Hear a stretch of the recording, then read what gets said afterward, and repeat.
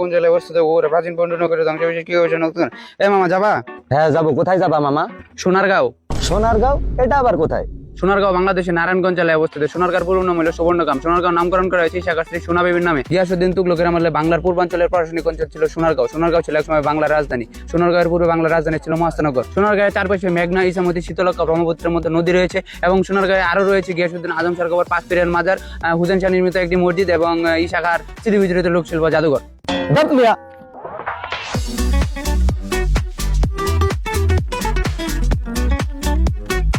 এই মামা বাদ দিও।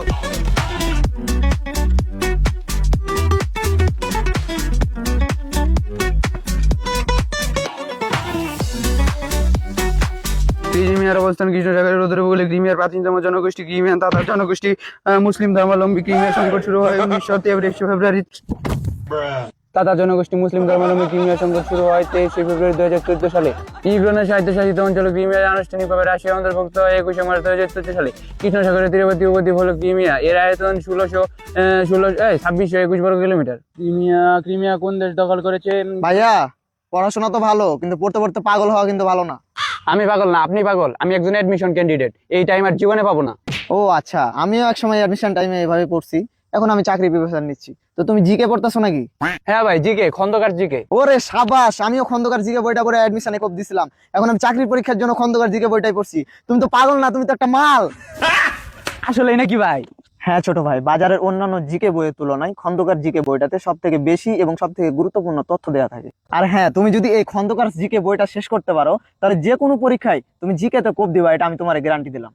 ভাই আমার আপনার মতো অনেক বড় ভাই আছে বুঝছেন, এখন ঢাবিতে পারে অনেক বিশ্ববিদ্যালয় পারে। ওরা যখন এডমিশন দিতে ওরা ওই খন্দকার জিকে পড়তো, আর ওইটা দেখি মূলত আমিও খন্দকার জিকে নিছি। ও আচ্ছা, তো তুমি বাংলা ইংরেজি পড়ো নাকি জিকে নিয়ে পড়ে থাকো সবসময়? ভাই বাংলা ইংরেজি তো ছুড়ে থেকেই পড়তেছি, কিন্তু জিকে তো মনে থাকে না, তাই জিকেটাকে গিলা গাইতেছি, দেখি চান্স কোন চুদির মধ্যে আটকায়। আচ্ছা শোনো, টেনশন করো না, তুমি কনফার্ম চান্স পাবা। আর বইটা আসলেই ভালো। ঠিক আছে পড়ো পড়ো। দোয়া রাখেন ভাই। ওকে ওকে। আরে মামা, আজকে তো নাজমুল হোসেন শান্ত সেঞ্চুরি করছে।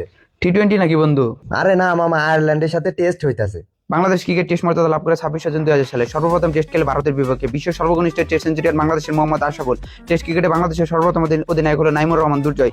টেস্ট ক্রিকেটে বাংলাদেশের সর্বোচ্চ দলীয় সংগ্রহ 638। বাংলাদেশ হলো বিশ্বের 10ম টেস্ট খেলুড়ে দেশ। আর এক ইনিংসে বাংলাদেশের সর্বোচ্চ স্কোর হলো মুশফিকুর রহিম। বুঝছি, বলতো টেস্ট ইতিহাসে সর্বোচ্চ রানকার? ফরাসি বিপ্লব স্থায়ী ছিল 1789 থেকে 1799 সালে। ফরাসি বিপ্লবের বরপুত্র বলা হয় নেপোলিয়নকে। ফরাসি বিপ্লবের সময় শাসক ছিলেন রাজা সুরেশ লুই। ফরাসি বিপ্লব মুক্তিযুদ্ধ ভিত্তিক চলচ্চিত্রের চিত্রায়ন দুইবারে। মামা যা দেখছি, জাতীয় নির্বাচনে তো সেই বড় গ্যাঞ্জাম হবে রে।